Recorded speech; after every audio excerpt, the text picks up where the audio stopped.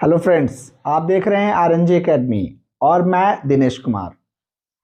आज हम बहुत ही इंपॉर्टेंट टॉपिक पर डिस्कस करेंगे और हमारा टॉपिक है कि how to come out of emotional addiction. Emotional addiction से बाहर कैसे आएं।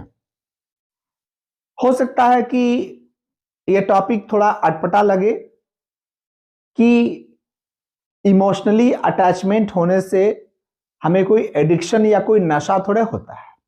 बिल्कुल सही कह रहे हैं आप, नशा नहीं होता है। ये नशा से बढ़कर होता है।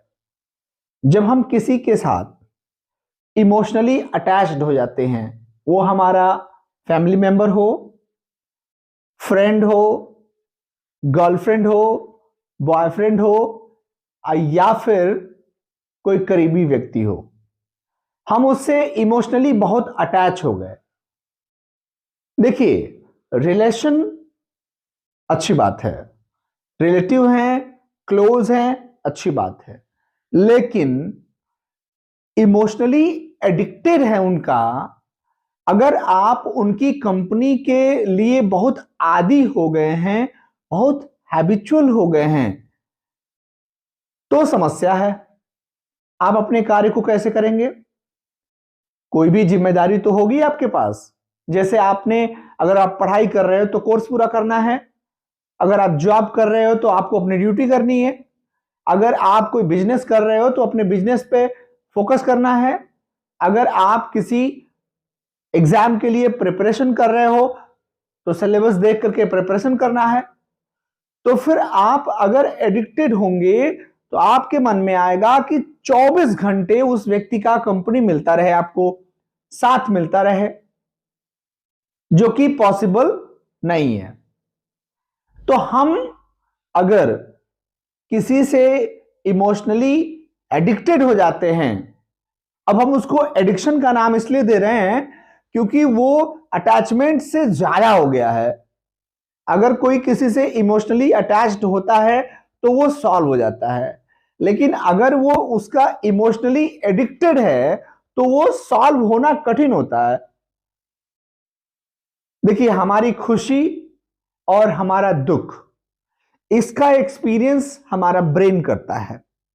अगर हम अपने ब्रेन को ये बताते हैं या ये समझा पाते हैं कि हम खुश हैं, तो ये ब्रेन जो है ये हार्ट को सिग्नल देता है कि हम बहुत खुश हैं, और इस तरह से ब्रेन और हार्ट मिल करके पूरे बॉडी को एक एक प्रकार का केमिकल रिलीज करते हैं जिसे कहते हैं एलेक्सीर।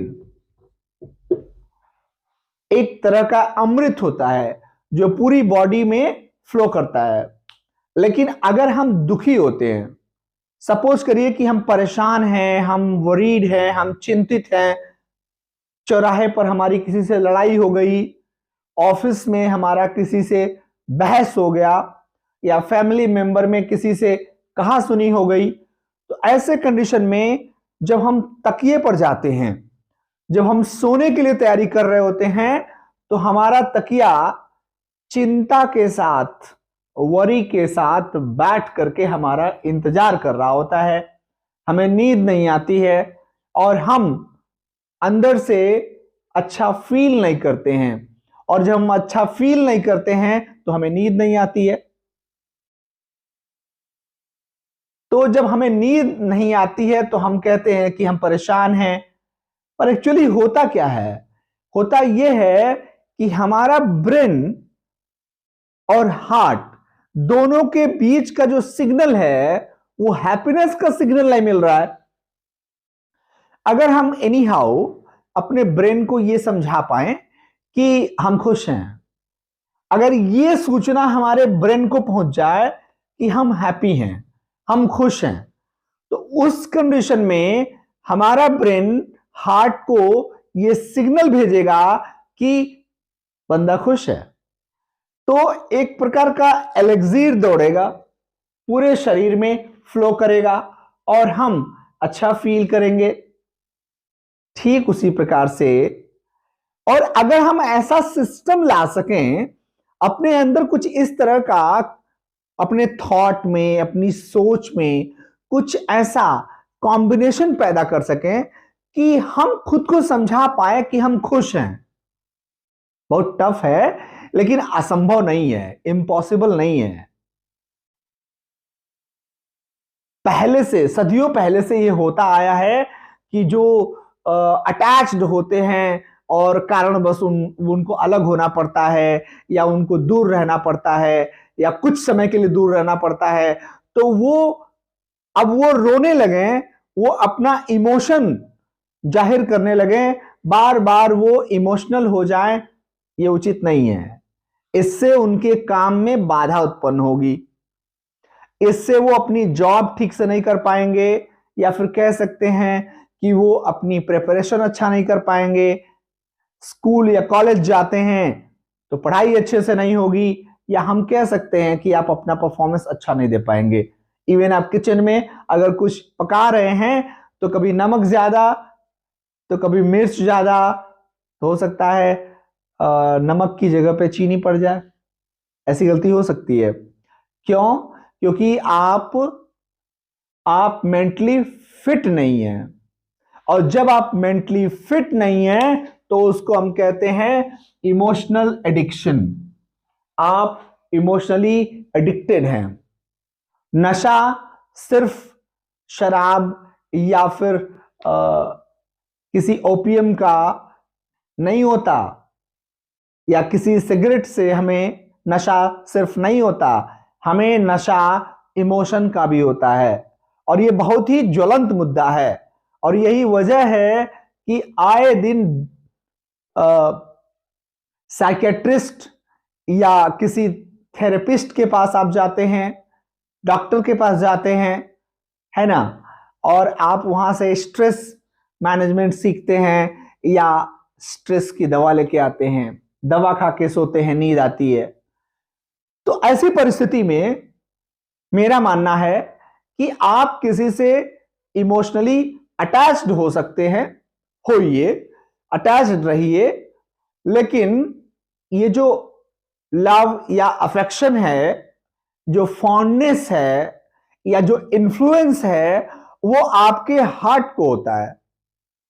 और आपका ब्रेन ये चीज समझने के लिए तैयार नहीं होता है कि आप उससे दूर रह के भी कुछ समय के लिए रह सकते हैं। फिर जो जैसा सिस्टम है, जैसा चल रहा है, वो वैसे ही चलेगा। आप दुखी होंगे, आप खुश होंगे, लेकिन सिस्टम को चलते रहना है। जैसे टाइम वेट्स फॉर नन, ये कहते हैं ना, time waits for none.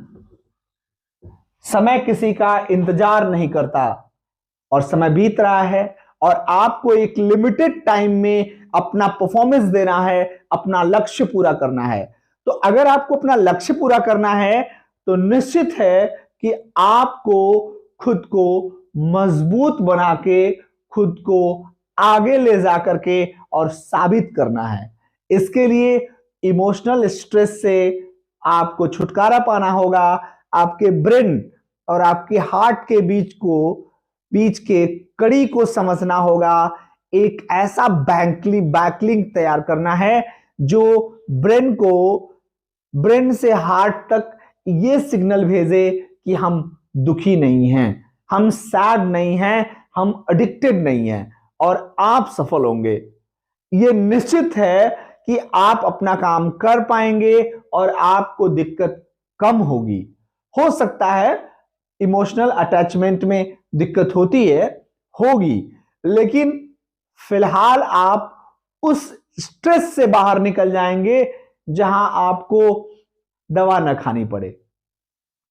Emotional stress की वजह से आप दवा खाते हैं, आपको हाइपरटेंशन होता है, आपका ब्लड प्रेशर बढ़ता है, या बहुत सारी समस्याएं पैदा होती हैं।